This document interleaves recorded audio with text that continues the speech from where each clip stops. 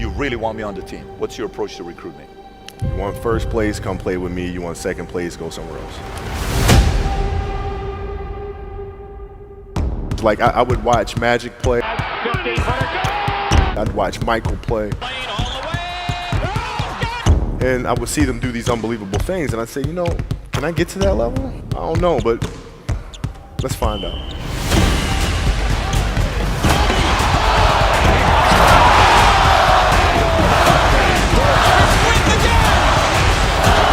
That's why he's the best player in the game.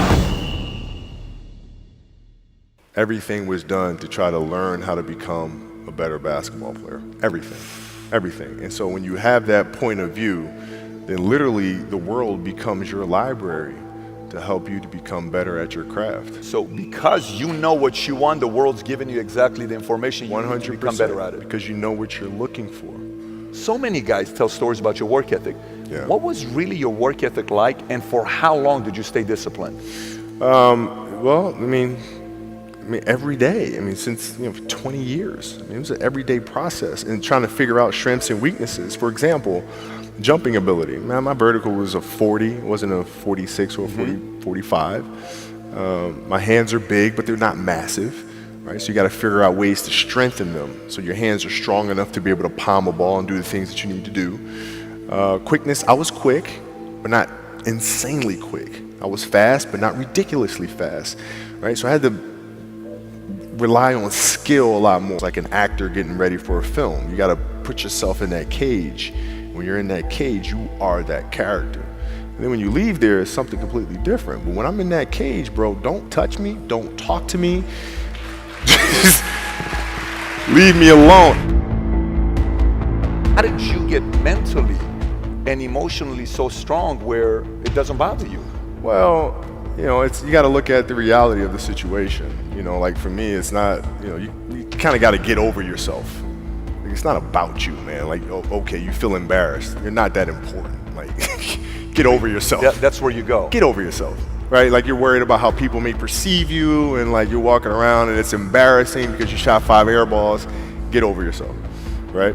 And then after that, it's okay, well, why did those air balls happen? Got it.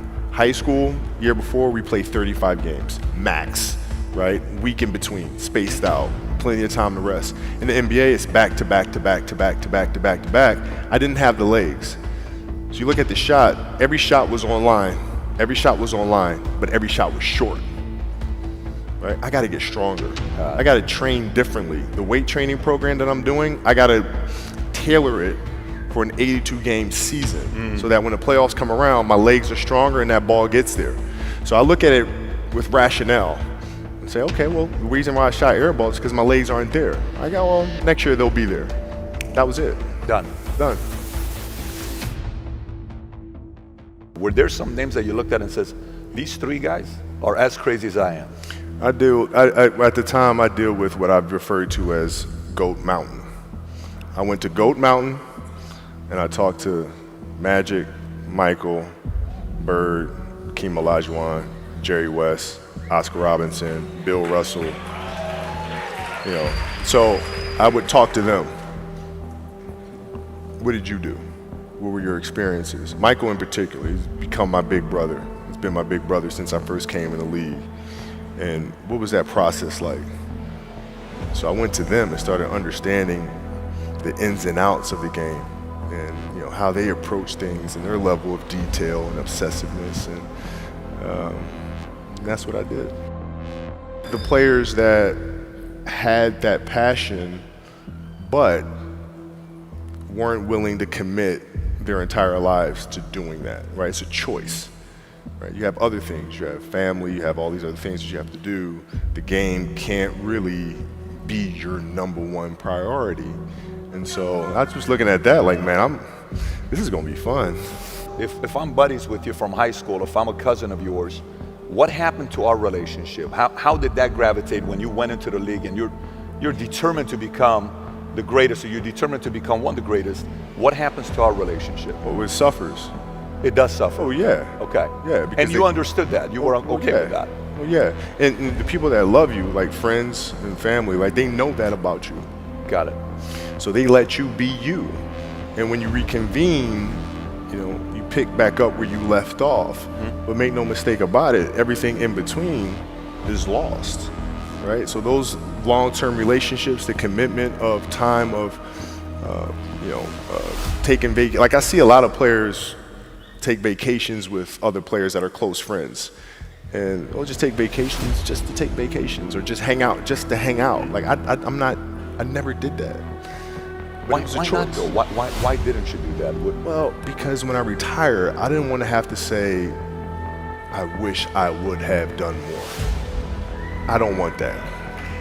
You know, I don't want that. You know, you got a lot of people playing their hard-earned money to come watch you perform. You're playing against the Golden State Warriors. Score is 107-109. You guys are close to getting into the playoffs. You know exactly what happens in the game. You go up, you're about to take your shot, and then all of a sudden, boom, Achilles happens, right? He went and hit the free throws, and then you walked off the stage. Yeah. And you got the surgery done.